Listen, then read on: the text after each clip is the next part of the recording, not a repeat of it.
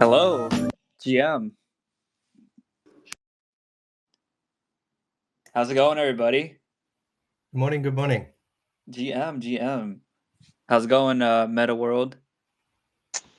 Yeah, going well. Thank you. Thanks for having us, by the way. Yeah, anytime. No, really excited about this AMA. For the community, we have Peapods Finance with us today. Super excited to dive into what you guys are building here on Arbitrum. So, yeah, I mean, without further ado, I mean, we'd love to start with some introductions from you guys. So, I'm going to pass this over to you guys. Yeah, fantastic. So, I guess, first of all, I'll introduce who we are as a team loosely. We're a team that established the protocol of six people. We have all sort of worked across the DeFi space over the last sort of 5 or so years, most of us full-time for at least 4 years.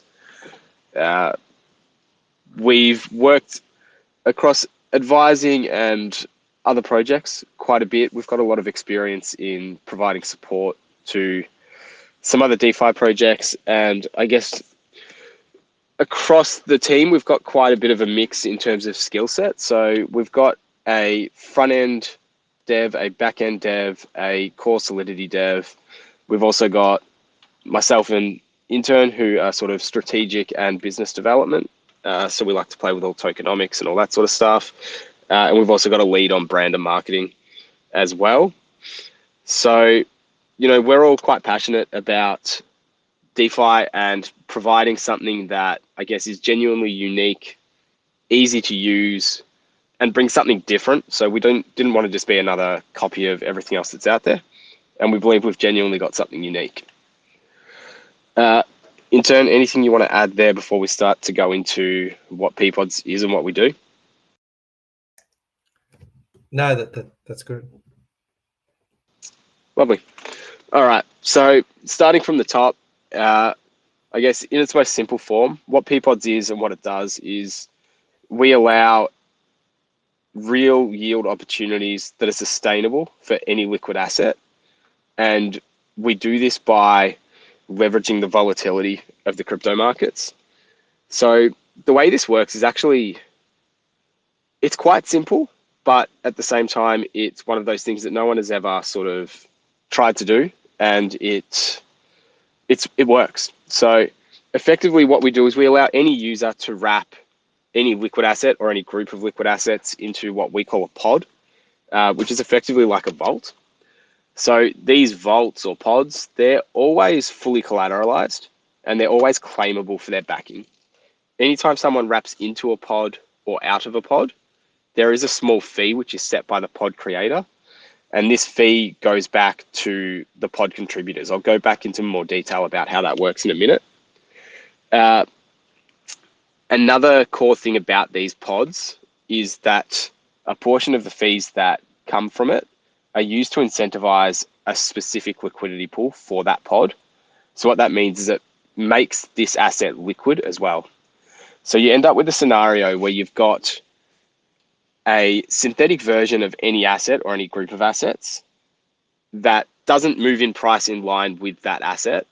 So anytime, for instance, if someone was to wrap ARB into a pod, and anytime the price of ARB went up, let's say, for instance, 10%, if there'd been no trades on the PARB pod, or APARB, it would be, if there were no trades on that, then there would be an opportunity for someone to then come in and buy APARB at 10% below the market value of ARB, unwrap it for ARB, and then sell and make a profit.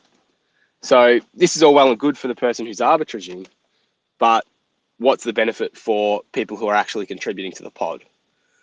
This is where the volatility farming aspect comes into it.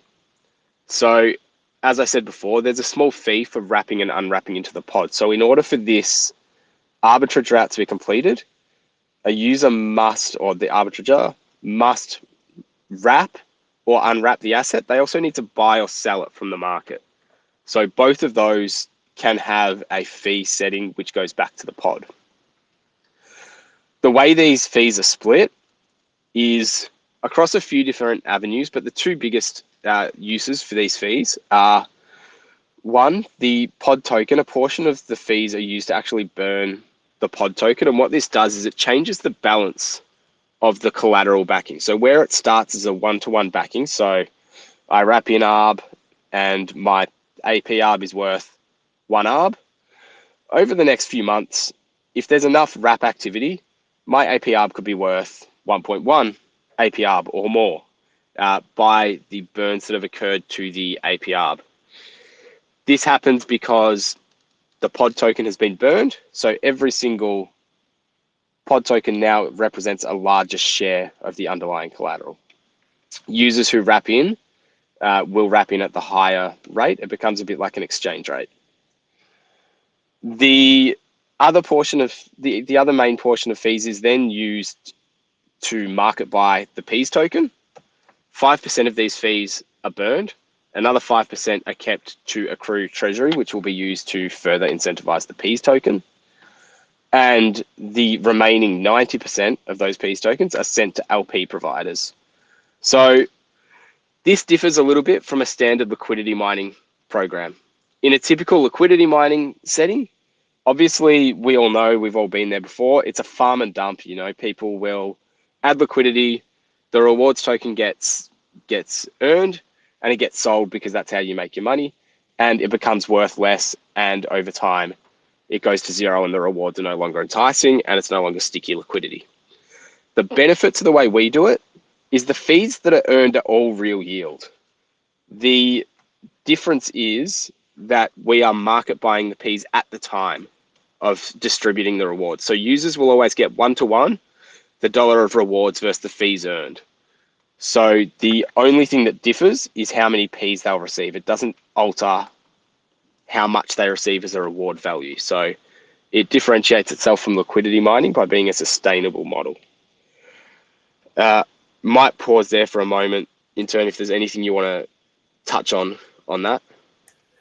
Yeah, I guess I just wanted to emphasize that, yeah, this is a new primitive that we've created in the DeFi space. So the ability to take any ERC20 asset, put it into one of these pods or a group of ERC20 assets, which I guess then creates like an index or an ETF style basket of assets. But you can put any assets into these pods and create this volatility yield. So the volatility yield is basically yield based on price movements. So the token going up in price or the token going down in price generates yield for the pod. So then we create these new primitives which are yielding or appreciating in value versus the assets underlying in the pod just by the price going up or down. So this is definitely something that hasn't been done in DeFi before. And yeah, we're very excited to bring that new primitive to Arbitrum. Yeah, and I want to ask as well, like, what are some feedback that you guys have received so far from the community with Peapods Finance? And also, like, what are some metrics or achievements or milestones you guys want to share with the community? Because it sounds like you guys are like the model you guys are using for Peapods Finance. It sounds really unique. So I'm like really curious on that. Yeah, I can take that one. So we've been live since about mid-January, mid-December last year. So that's about 4 months. So I think what we've achieved in those last 4 months has been sort of really exciting, and very happy with the adoption that we've got. Obviously, there's more to do, more marketing, more. We've obviously got the LTIP incentives coming up with yourselves, which will help boost our TVL and our metrics. But basically, all our yield is generated through this wrapping and unwrapping process, and also that arbitrage path that Meta explained. So the arbitrage path can increase in, I guess, the amount of volume coming through between our pod LP and whatever other liquid market exists for the underlying token, based on the more liquidity that we have. So more liquidity we have means there's more arbitrage, which means there's more fees for our pod. So TVL in terms of LP into the pod is one of our main key metrics. but yeah, we're pretty excited with the adoption that we've had so far. So on Arbitrum, we've launched just over a month ago, I believe, and we have about 35 pods sitting there. TVL obviously fluctuates, but at the moment it's around 4 million, and we do about $45,000 per day in this arbitrage volume, which is generating fee for our pods. That's from meme coins on Arbitrum, sort of like Boop, all the way to like the DeFi powerhouses like Pendle and GMX. But in total, across Layer 1 and Arbitrum, we're only live on those two networks at this moment. We have about 40 million in total TVL. That's tracked by DeFi Llama, so anyone can go on there and look at our metrics. And we do about $250,000 per day in arbitrage across both markets. So it's about 90 million per annum in that arbitrage volume, which is generating these fees, which make any of these tokens on our platform appreciate in value. So to emphasize that again, we're creating yield for these tokens for no other reason apart from that they're volatile in nature, which is, of course, basically the only guarantee in crypto is that it's going to be volatile. Yeah, no, that's awesome. And yeah, I also saw that you guys passed the delegate voting phase for the long-term incentive program. So yeah, congrats on that. It's pretty huge. Yeah, thank you. Meta, did you want to say anything about the LTIP in general? Yeah, look, I think first of all, thanks to Arbitrum for offering up such a program. I think it was a really great experience to go through, and just, I guess, it actually allowed us a good opportunity to think about how we communicate our protocol to people who have no idea or have not heard about it yet, and how we can do it in a meaningful way to discuss our value proposition. So, as Intern said, I guess the key thing is that we found that the big focus we should be putting on is the fact that our protocol works purely by the crypto market dynamic where price moves, and everybody knows it does that, and it's our strongest opportunity for how our protocol works. I think LTIP's really important for us, given that we do function purely off real yield.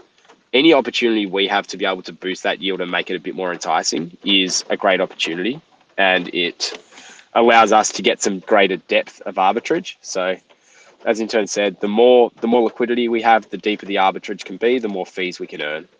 I think it also helped us understand that things that we knew, but things that maybe we didn't communicate hard enough, which was the fact that our protocol exists to work with every protocol and ecosystem out there. We don't come in and take away from anybody. We actually help protocols. So as far as an ecosystem, we drive more transactions, we drive more liquidity, we drive more TVL. As far as projects, we do the same thing. We provide them with real yield opportunities at no expense to them, and we don't actually take away from them at all. In fact, we add trading volume by the very nature of the arbitrage opportunities that are occurring across their pair. In terms of DEXs, we are bringing the liquidity directly to them since we list all pod liquidity on a DEX partner. So across the whole ecosystem, where I think it gave us a lot of confidence in the fact that we're a net benefit to every ecosystem with no major drawback to any project or ecosystem that works with us. Yeah, I think the cool part about just like building within the Arbitrum DeFi ecosystem, uh, I'm sure you guys have noticed it, but there's definitely like tons of ways to collaborate with other projects.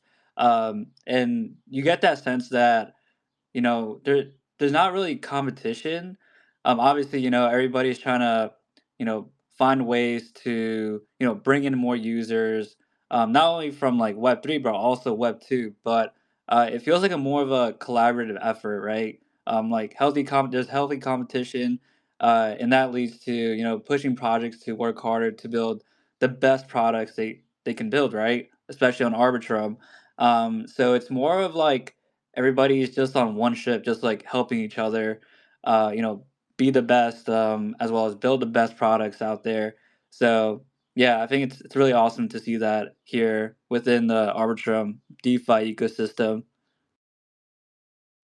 Yeah, I agree. I think we had spoke with quite a few other teams through the process as well, and it was a really good opportunity to get to know other teams and what they were doing. And like you said, it was collaborative. A lot of teams, helped give us some input on advice and how we should potentially go about our application. And that was really, really beneficial to us and really nice to see that, even while we are coming into their ecosystem, they were willing to support us and help us. I thought that was great.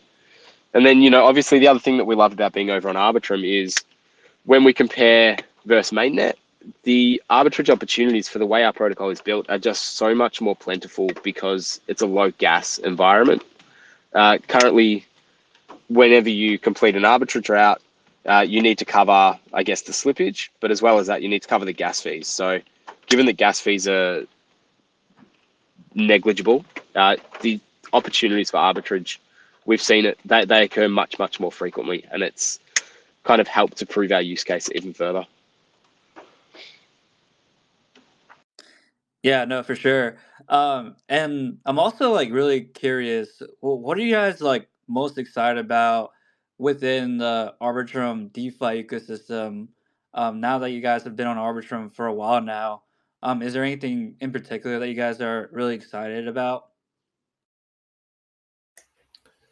I like the fact that, obviously Arbitrum has a really DeFi focused ecosystem. There's a lot of really great protocols there that are also generating yield on themselves.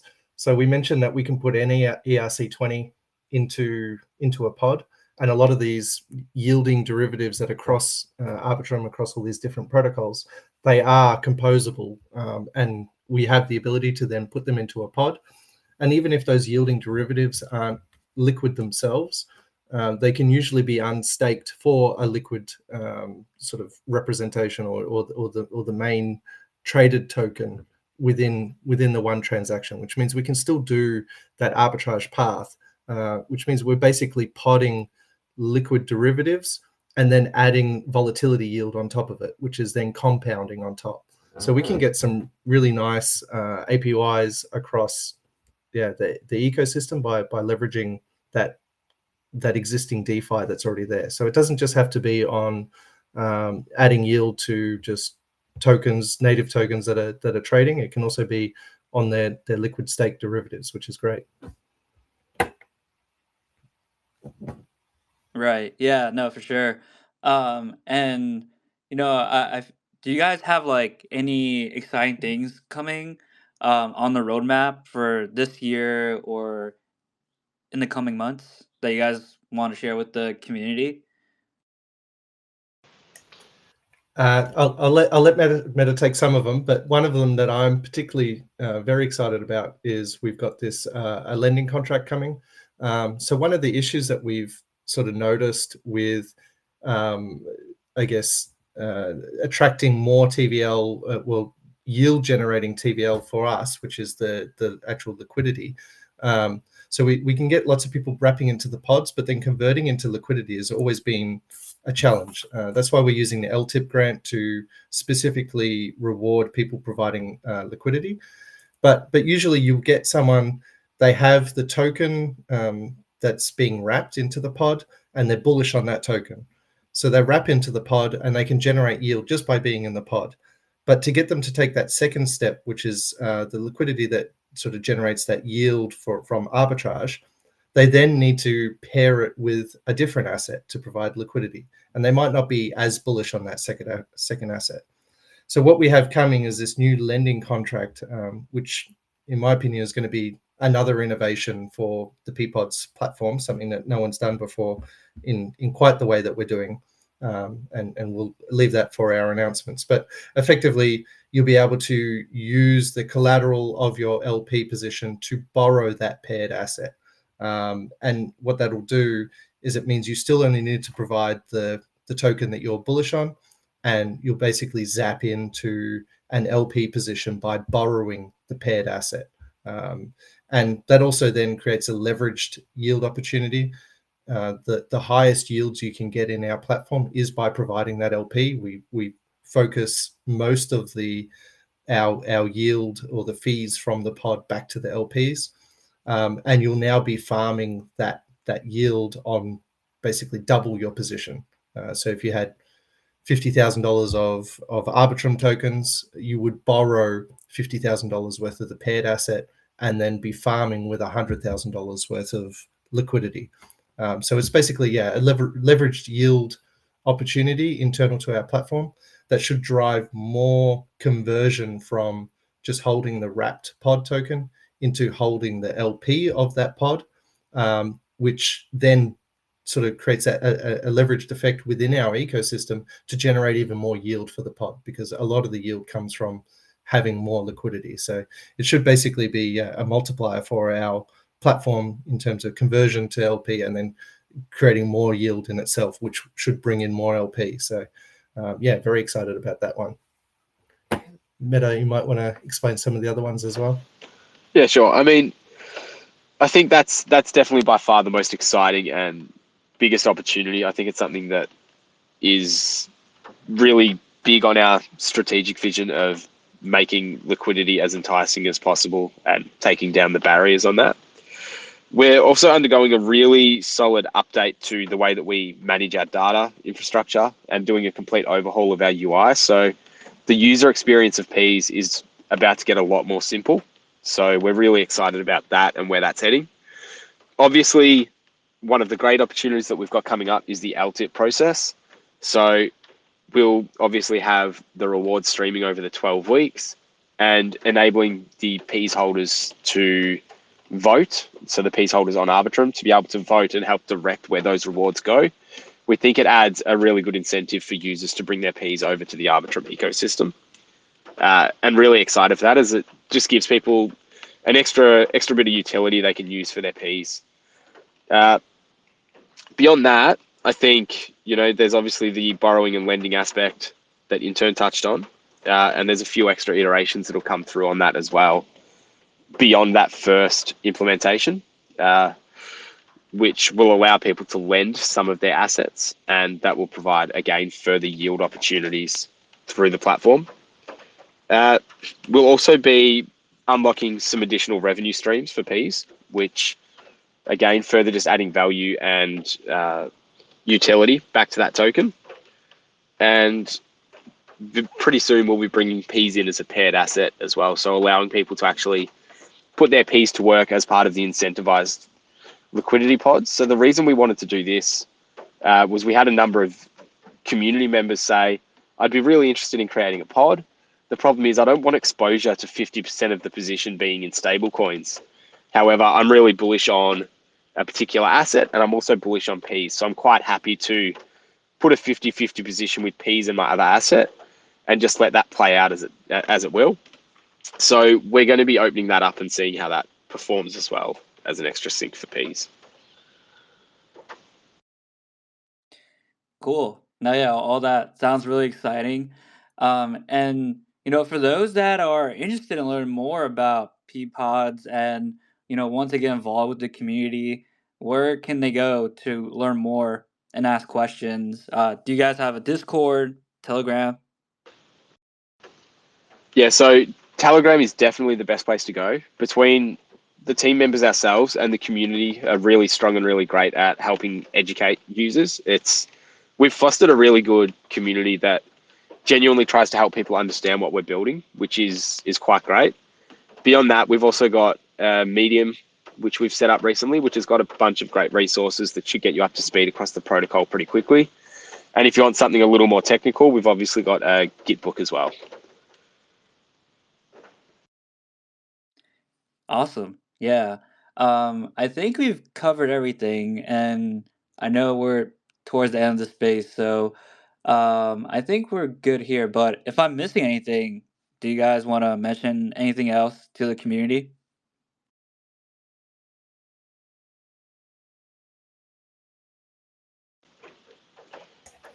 Yeah, that's a hard one. I think we covered a lot today. It's been really great, but I guess, I would encourage people listening to this space that haven't sort of been on our platform, just come on, check it out, look at some of the pods that are existing, and look at some of the yields that we've sort of achieving on our platform, and just note that none of this is based on any sort of emissions or any sort of rewards based, apart from just the native volatility of the token. So that's 100% of like all our yield is coming from derived from these pod fees. And yeah, it's all sustainable and real yield. There's no emissions there. And I think it's pretty amazing what we've been able to produce, creating this new primitive and narrative of volatility farming.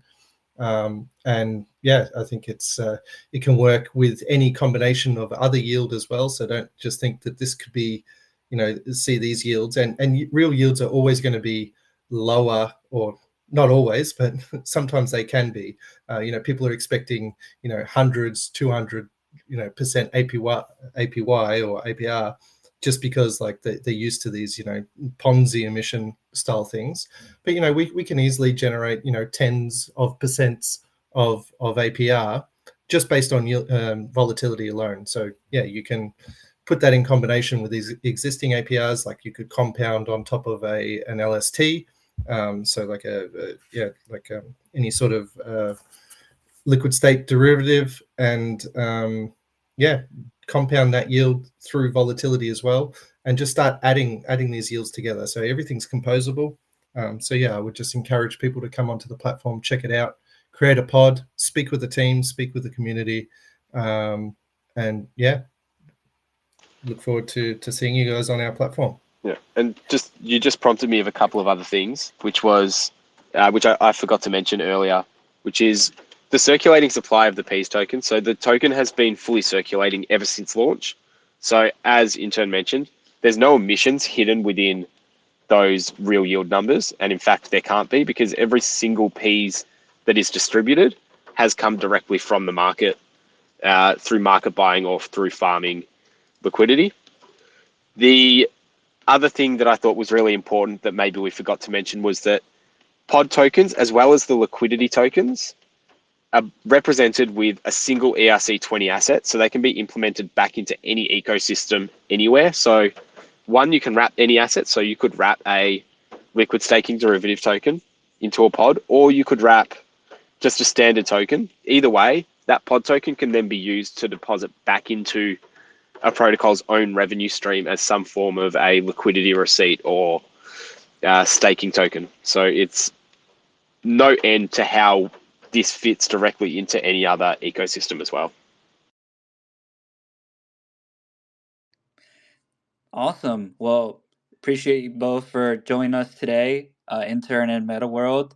Sounds like you guys have tons of things on the plate for the Arbitrum community, so I'm sure the community is really excited about it. And yeah, wish you guys the best, and thank you both again for joining us today. Thanks for having us. We really appreciate it. Yeah, thank you very much.